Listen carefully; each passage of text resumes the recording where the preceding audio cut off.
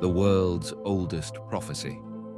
Decoding the Bhrigu Samhita mystery, a limited mini-series.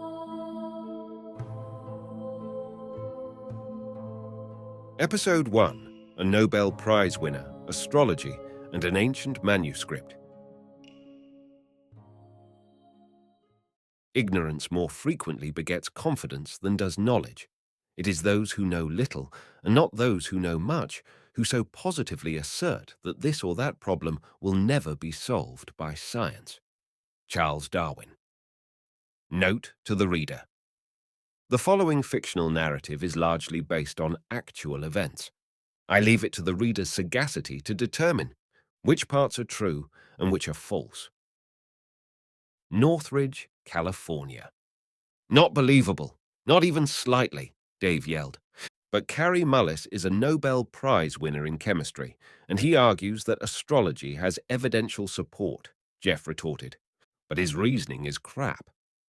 At this point in the increasingly heated conversation, Jeff picked up a small book out of his personal library entitled Dancing in the Minefield, which was Mullis's autobiography. Reading an excerpt that Mullis had penned praising astrology, Jeff looked over at Dave and paraphrased a passage. See, he invokes legitimate statistics when he claims that 3 people in a row correctly identified him as a Capricorn, and says that the odds of that happening are 1 out of 1,728, and that psychologists should take courses in astrology since it provides a valuable clue into the psyche of human beings and their respective behavior. Huh? So let me see if I understand this correctly. Just because 3 people guess my astrological sign, it then lends credence to why pseudoscience isn't claptrap. Mullis is using ad hoc stats, which prima facie shows you that he is invoking voodoo math. But wait, Dave, didn't you tell me after your first trip to India that you went to some ancient astrological library that had your name printed in it and told you about your past life? Oh, not that, Dave grimaced. Yes, that was back in 1978 when I was visiting the famed Shabd yoga master, Fakir Chand, as part of my research work for Professor Juergensmeyer at Berkeley. It is called the Bhrigu Samhita, and the astrologers there believe it was created thousands of years ago by the sage Bhrigu, but I don't believe in it. So, why did you write a frickin' article on it and get it published? Jeff responded, looking slightly exasperated. Well, it was indeed an interesting story, so I thought I would write something up and sell it to the National Enquirer of all things paranormal, which back then was Fate magazine. Ironically, they didn't at first believe my tale, so I had to contact Professor Bhagat Ram Kamal in India to supply me with some documentation that the Bhrigu Samhita actually existed. But you think the whole thing is bunk? Jeff queried. I don't have proof that it is a fraud, but it seems much more likely that economics and not some divine wizardry is behind the astrologers who draw inferences from it. At this point in the conversation, Jeff turns around to his makeshift bookshelf, places the book back, and turns the conversation again to Kary Mullis and his stellar credentials, hoping to convince Dave that astrology has some merit. So, Dave, why does a mind like Mullis's, which is of a much higher caliber than ours, mesmerized by astrology? I don't know, but all of us are susceptible to nonsense, including eminent scientists. Maybe he just wants to shake up the status quo. By the way, this reminds me of a classic story I was told about Mullis and his ego. I heard it directly from a visual arts professor at UCSD who met Mullis at one of those intellectual soirees in La Jolla. Did I ever tell you about it? Nope. What happened? Well, I am not certain if it is totally accurate, but I find it wickedly funny and revealing all the same. My friend, Kim, who is an avid body surfer and a visual arts professor at UCSD, was at one of those academic parties, where everyone drinks sherry and gossips about the latest book that their colleague wrote and why it blows. So, Mullis and Kim get into a heated debate about politics. I think this was at the dinner table where all the other academics were sitting around slightly inebriated. It gets heated super quick. Mullis is pissed that Kim is not switching to his side of the political spectrum, so he yells out that he got a Nobel Prize and knows more, basically telling Kim to shut the fudge up. At this point, the guests stop eating and look over at Kim to see how he is going to respond. Kim, not missing a beat, looks directly over at Mullis and says quietly but firmly, "Yay, you might have a Nobel Prize, Carrie, but I have seen you surf, and you suck." This insult causes Mullis to go into a conniption fit, and he challenges Kim to a fight outside, where they end up shoving each other like kids in 8th grade, but no punches are thrown. I virtually imagine that Mullis has that Nobel Prize medal around his neck, and it is swinging back and forth, and he's shouting at Kim to take back the insult and say he is a good surfer. Oh, and Jeff. I have seen Mullis surf too, and Kim's right. He sucks. Both Jeff and Dave at this stage are laughing so hard that they are bending over, finding it hard to breathe. "That cannot be true, Dave," Jeff, getting his breath back, finally says. "It really did happen, Jeff, just not so certain about all the details. You and I both know how important it is to be viewed as a good surfer. Being a famous academic is secondary to being perceived as a great athlete. Don't you remember when PV got teased at the ranch when he had planted off that perfect 6-foot peak at Perco's? Sam and Watson hammered him all night about it. Pat was bummed. I then said to him, 'Why worry about it? Come on, you are a medical doctor, went to UCSD and UC Davis. Who cares about falling off a wave?' Though I must say it was a perfect A-frame. Pat didn't care. He wanted to be known as a good surfer, not an excellent medical doctor. Yeah, I remember that. Going over the falls on a great wave in front of your friends is the absolute worst. I know, because I have done it far too many times to count, Jeff recollected. Me too. Geez. I was at Third Point Malibu once, must have been in 1974 or 75, and a rogue set came in, and I was in the right spot at the right time, only to paddle in and spin out, as I bottom turned on that six single fin I was riding. Never forgot it, as you could see all those surfers cursing me, wishing they had the opportunity. Ah, such is life. Like that time, I was playing in a game at Notre Dame High School against Verbum Day, our South Central Los Angeles rivals, and I had a wide-open layup and rimmed it. You could hear the crowd howling. So why in the hell are we even talking about this stuff? Dave, getting his composure back, finally asked. "Because I know you are going back to India, and because astrology is something that I got interested in again," Jeff replied. "But Jeff, you also thought the 2012 Mayan prophecies were real, crop circles are produced by aliens, and that Brianna Bentley thought you were hot. You are a chump for this kind of stuff." Dave and Jeff, who had met during their junior year in high school and who shared a passion for all things bibliographic, couldn't continue the conversation. Dave had a long drive home to Huntington Beach and wanted to beat the rush hour. But that didn't happen. The traffic going south on the 405 was jammed as usual, even at 3 in the afternoon, where each car was bunched up like sardines from Westwood to LAX. However, when he finally reached home, Dave was in a reflective mood, realizing he was going back to India the next week. This would be his 12th trip, and it got him thinking about his very first visit back in the summer of 1978, when he was on a research project to genealogically trace all the various Shabd yoga masters related to the founder of the Radha Swami tradition, Shiv Dayal Singh, who lived from 1818 to 1878. Many odd things occurred during that summer, but one singular event kept haunting him, and one which he had never told anyone about. It was so extraordinary that Dave knew it was best not to share what transpired because it was so unbelievable. He did, nevertheless, write about in his red-bound diary that he got from his late father's library. Dave had hidden it in a brown treasure chest that he kept in his meditation room.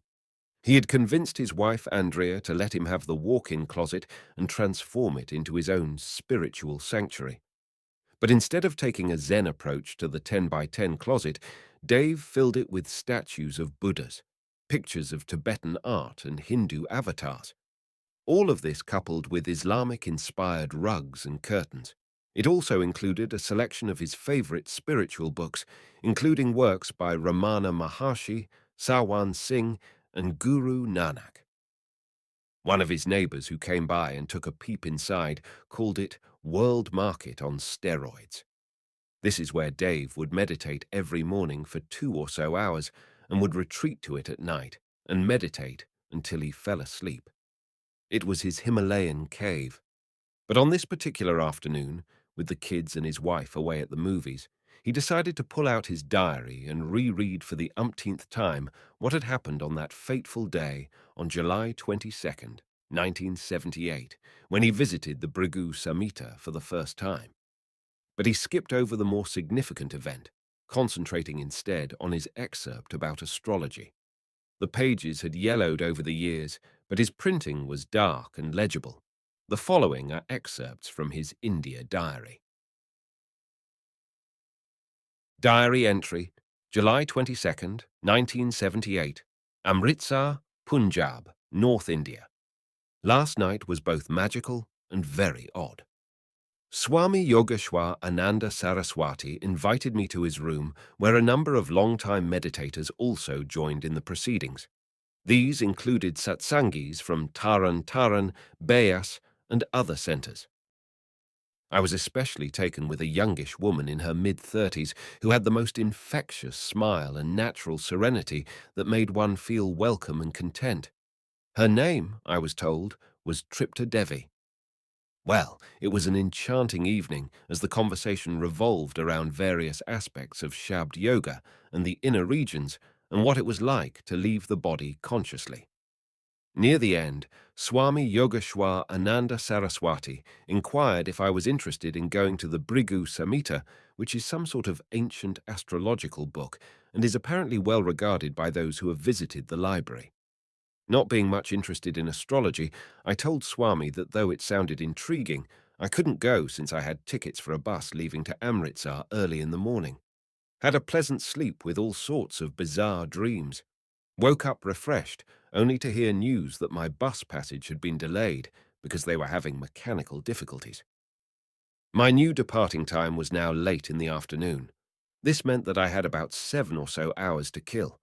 I then told Swami that if he wanted to go find that astrological place, we could do so. He was stoked that I could go with him, so he arranged for us to go on a bicycle rickshaw. Although it was still hot, it had rained during the night, so it was a bit cooler than usual. Swami and I got on the back of the rickshaw and went through the bustling streets of Hoshiarpur to find the library, though Swami wasn't quite sure about the directions he had been given from one of the yogis the night before. 10 minutes into our journey, we saw Professor Bhagat Ram Kamal on the roadside buying some fruit. He was surprised to see us, since we had the day before given our goodbyes to each other. We asked if he wanted to come along in our little adventure, and he was excited to join us. Professor Kamal had a better set of directions, and we finally reached the obscure library, housed as it was down an alley, about 20 minutes later. What happened next is unbelievable, and I'm not even sure if I buy it, but it was remarkable all the same. At this point in Dave's diary, he gives a very long description of the Bhrigu Samhita, its history, and what was uncovered. Here are the key excerpts.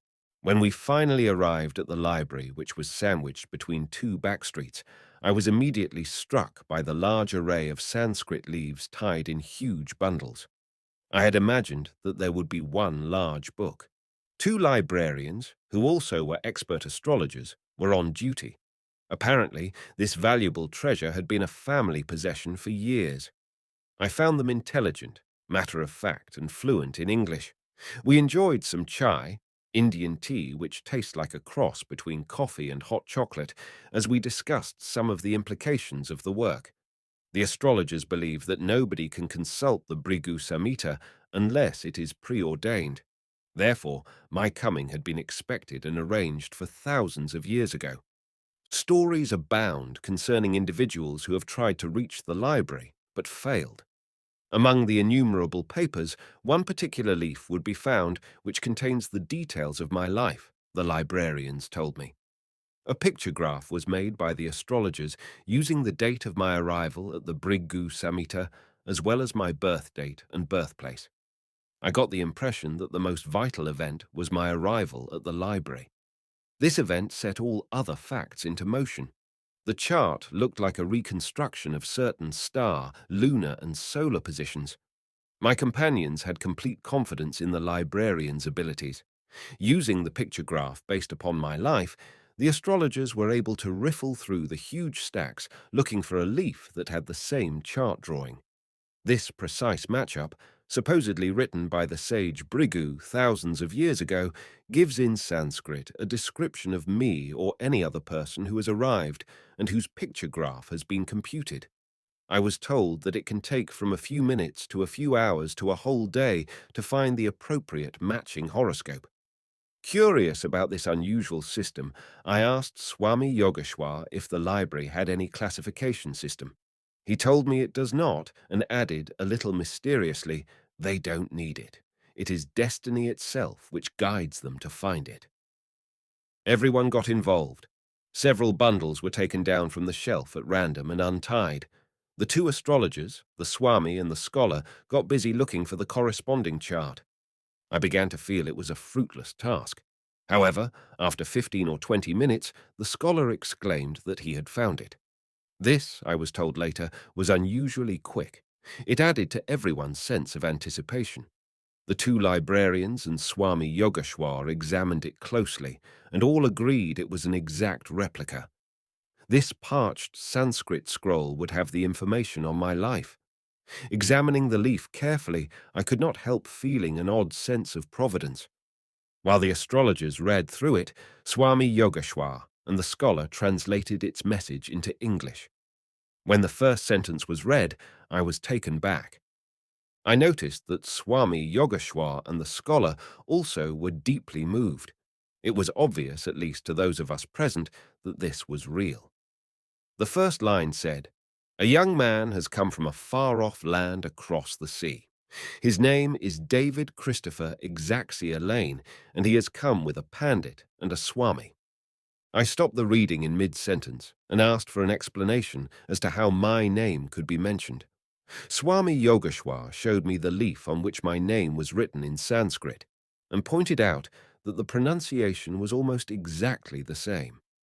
The scholar, although familiar with the Bhrigu Samhita, was also most impressed by its exactitude. But the astrologers accepted it as a common occurrence and read on. "The young man is here to study Dharma, religion, and meet with holy men and saints. Certain things of a personal nature were related, which I found very touching. Details of my present life were given, and there followed a description of my past. Swami Yogeshwar wrote down the Sanskrit and partially translated it for me on a scrap of paper, but to my surprise, I was told I could keep the original leaf if I wished." Later, Dave published an extended version of his diary entry in 1982, and it was widely read and circulated. It even formed the basis of a long article on the subject in the Encyclopedia of Occultism and Parapsychology, where the editor Leslie Shepard argued for the work's authenticity. Dave, however, felt that the book was most likely a fraud, since it mentioned paying a small sum, 150 rupees, about $20 in late 1970s currency. Yet, as remarkable as the Bhrigu had been, it was what happened after it, when he went to say goodbye to Fakir Chand, that haunted Dave. But before he could reread that section of his diary, the phone rang.